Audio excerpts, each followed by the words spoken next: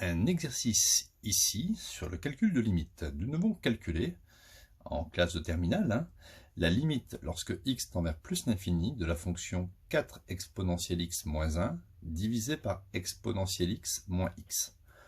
On utilisera dans cet exercice les croissances comparées. Alors, correction, on voit apparaître ici exponentielle x. Donc, vous savez que la limite d'exponentielle x quand x tend vers plus l'infini, ça fait plus l'infini, d'accord? Exponentielle d'un nombre très grand est un nombre très grand. Donc, au numérateur, 4 fois l'infini moins 1. Donc, 4 fois l'infini, ça fait l'infini.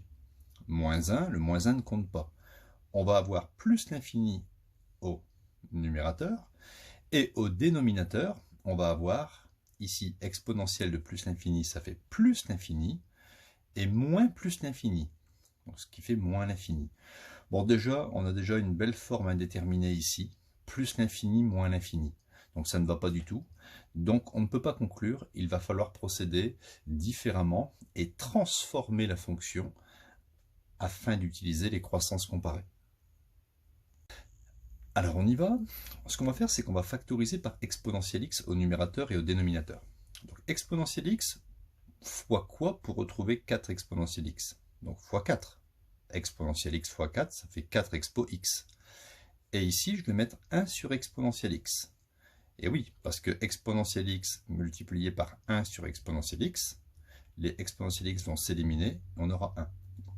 Au dénominateur, exponentielle x fois quoi pour avoir exponentielle x? Ben, fois 1. Et exponentielle x multiplié par x sur exponentielle x pour avoir x, d'accord? Les expo x vont s'éliminer. Là, on va pouvoir barrer. Ici, c'est facile. On sait que la limite de 1 sur exponentielle x quand x tend vers plus l'infini, ça va faire 0 plus, c'est-à-dire 0,0001, légèrement supérieur à 0. Pourquoi? Parce que exponentielle x tend vers plus l'infini. Si vous faites 1 divisé par plus l'infini, on est d'accord que ça fait 0 plus. Si vous avez 1 euro et vous devez le diviser à 1 milliard de personnes, chacun aura presque rien. Voilà. Donc ici, c'est réglé pour ce terme. Ce terme tend vers 0. Et maintenant, on voit qu'il y a un petit terme ici en bas, x sur ex. Et bien ça, c'est ce qu'on appelle les croissances comparées. Regardez bien.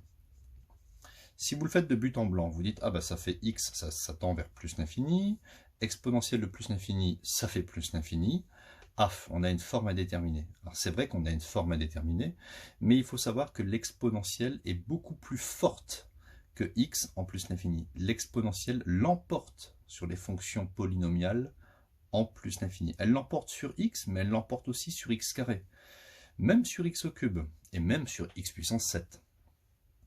Donc ça va tendre vers 0.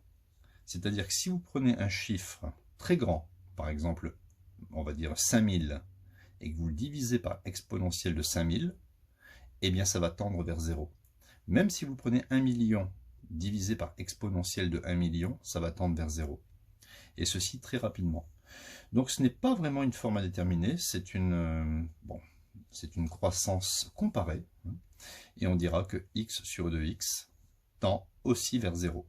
Finalement, là ça fait 0, 0, il reste 4 sur 1. Voilà, la fonction en plus l'infini tend vers 4. Et on aura une asymptote horizontale, y égale 4, la droite y égale 4 sera asymptote horizontale à la courbe représentative de cette fonction au voisinage de plus l'infini.